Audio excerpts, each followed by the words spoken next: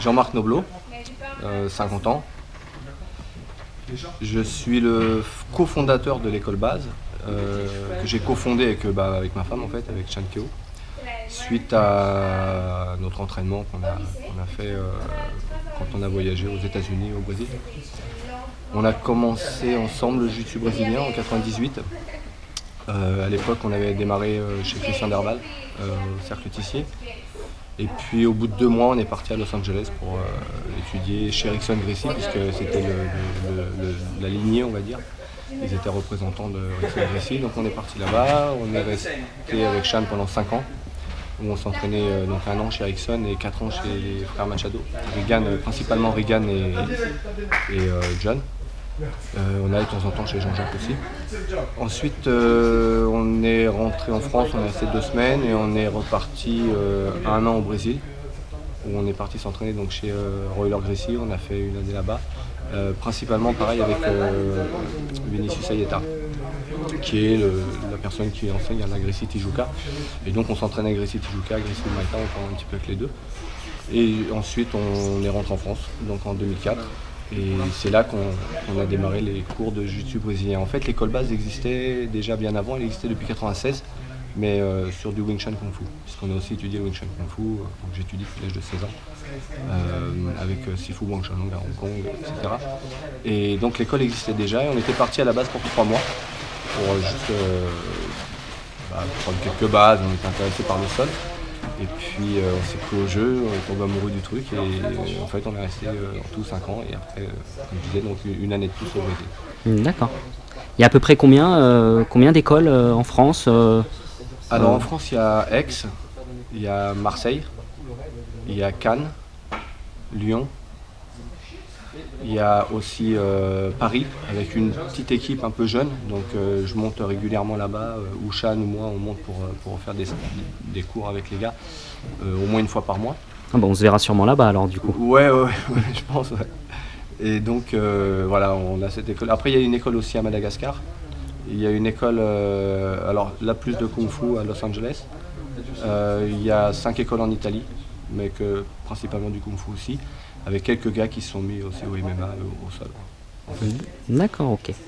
Donc toi, tu donnes des cours plutôt à Aix en fait, hein, c'est ça? Alors voilà, moi je suis basé sur Aix, donc base sur Aix, c'est cours tous les jours, lundi, mardi, mercredi, jeudi, vendredi. Là à l'heure actuelle, base, on a une 12aine de ceintures noires, donc qui sont validées par Vinicius Ayeda et Chan et moi. Et donc il y a Christophe qui donne des cours le vendredi, qui est une ceinture noire ici sur Aix. Le jeudi c'est un entraînement libre. Le mercredi c'est moi qui assure le cours. Principalement c'est les cours des fondamentaux plus basiques. Alors en fait c'est 2 cours le mercredi, hein, c'est 19h30, 22h30. Le mardi comme ce soir c'est un entraînement libre où les gens viennent et puis on travaille un peu du spécifique, ce qu'ils veulent travailler. Et le lundi c'est un peu plus grappling, quelquefois on travaille aussi avec des frappes, en fonction de ce que les gars veulent travailler. Et là, c'est plutôt David, donc ceinture noire aussi, qui donne les cours. Donc c'est un petit peu partagé.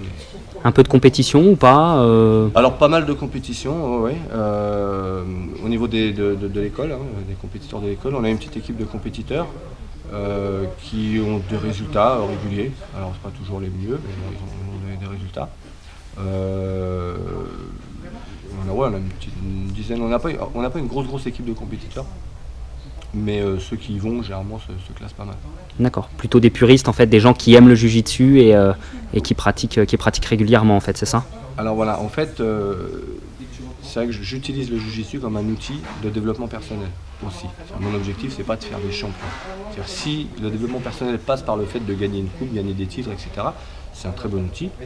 Tout le monde n'est pas intéressé par les compétitions, tout le monde n'y vient pas tout de suite.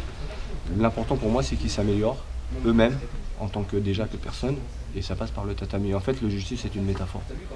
Voilà, dans le sens. Donc alors, c'est peut-être nous aussi qui le mettons en avant comme ça, ce qui fait que ça développe cette manière de voir et de faire. D'accord. Donc pour toi, le jiu-jitsu, ça apporte quoi dans la vie de tous les jours à peu près? Qu'est-ce que tu penses que ça apporte?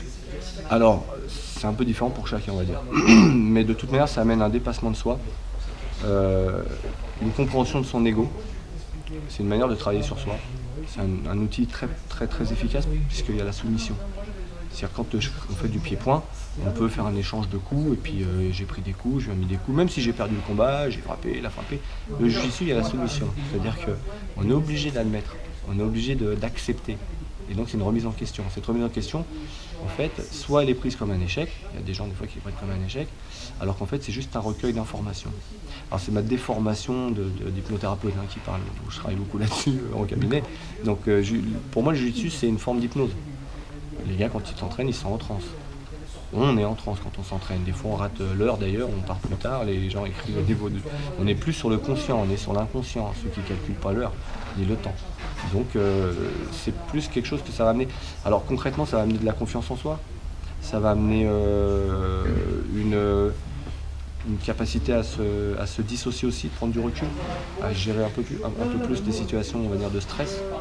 Ça va amener physiquement en plus, c'est bien, c'est une bonne méthode de travail sur soi aussi physique, quoi, si ça passe par là. D'accord. Qu'est-ce que tu peux dire sur une blanche par exemple qui commence et qui se dit je veux être noire tout de suite, j'ai envie d'aller très loin, d'aller très très loin. Qu'est-ce que tu pourrais lui dire à quelqu'un qui débute tout simplement? Alors je dirais d'abord qu'il veuille être noir tout de suite, c'est normal, c'est pour ça qu'il commence. Puis c'est même plutôt bon signe, parce que ça veut dire que va juste falloir qu'il apprenne la patience.